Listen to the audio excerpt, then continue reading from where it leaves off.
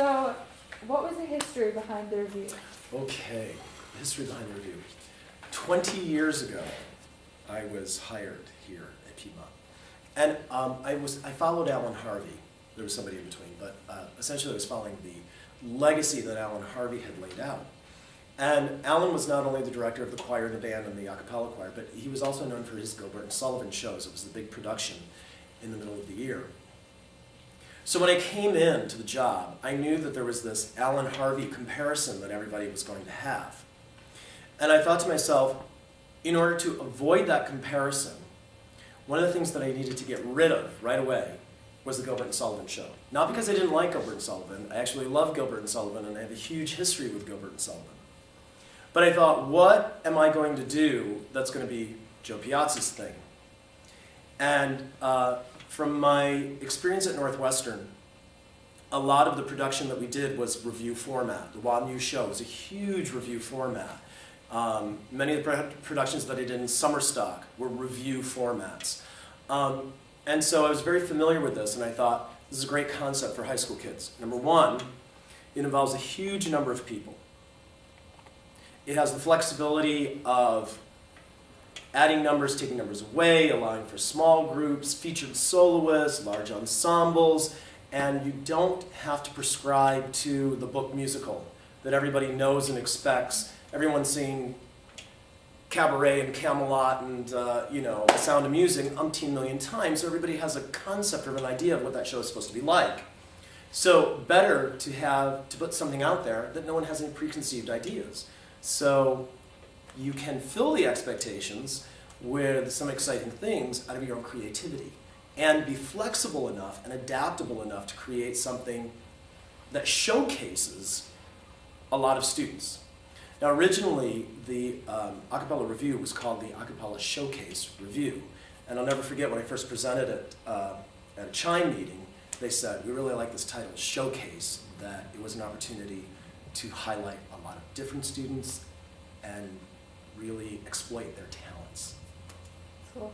And what prompted the theme of this particular review? Okay, so that segues right into what I was just talking about, because 20 years ago,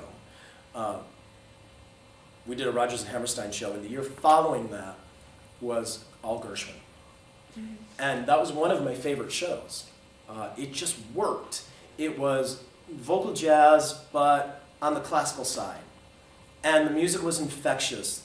Students back then just picked it up right away and just started loving it. You can go to Davies Symphony Hall and hear Gershwin. It has this immediate appeal. It's not just classical music. It is vocal jazz. It is American culture, history, especially when you start talking about the 30s. And just so as it happened, because I was wrapping my mind around the Gershwin show, I thought, well, isn't that funny that the 1930s historically are reflecting some of the things going on today in the financial market and the stock market. And I thought, we can all relate. Yeah. And how often do you do the review? Because you said you haven't done it every single year. Well, once again, it used to be an every year event. With a break, every so often, we did a whole series of reviews, and then one year we decided to do the Will Rogers Follies, just boom, instead of the review, so an actual book musical. Then when Miss Moorhead came on teaching more permanently in the dance program and just started to express more of an interest in doing musicals, the last few years we've been doing the book shows again.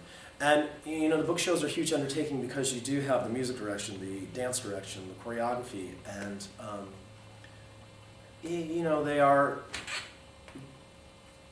are an involved three-pronged kind of attack.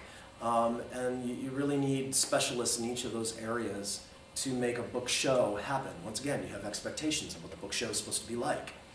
So you need some pretty quality choreography, and you need some, really fine attention to the dramatic stage work and, the acting and singing, all those things combined. Okay. And what were your biggest concerns during the review? How do you fit 140 people on stage? Did you ever have 140 people at one time? No, we did not. We scaled it back so that The largest number of people on stage was 100. That's still a lot of people Yeah. on stage. And what were you most excited about doing this review? What was I most excited about? Mm-hmm. I think the opportunity for so many people to be involved, that is the biggest goal of this production. For so many people to be involved, that there is an opportunity to feature many different people, not just one star of the show. There are no stars of the show. There are people that have solos to do. There are people that get to show their talents. And that to me is what I'm most excited about, that, you know, lots of opportunity. All right, and if you had to pick one, which would you say was more important in this show, singing or dancing? Oh boy. You know, it's like, which came first, the chicken or the egg? You know, can you really have one without the other? Yeah, you can. There's several numbers in the show where we just stood and sang. But hopefully those arrangements, those harmonies are interesting enough. Well, you know, not everything has to be about vocal harmonies. Some things are about showmanship and presentation. So then the dancing is equally as important as the singing. You know, a tune is catchy, but it's as alive as the people on stage. And that connection with physical movement, you know, makes it larger than life and more entertaining. So to do one without the other, you know, to put one above the other, yeah, I mean, you got to have good singers, but you got to have that showmanship.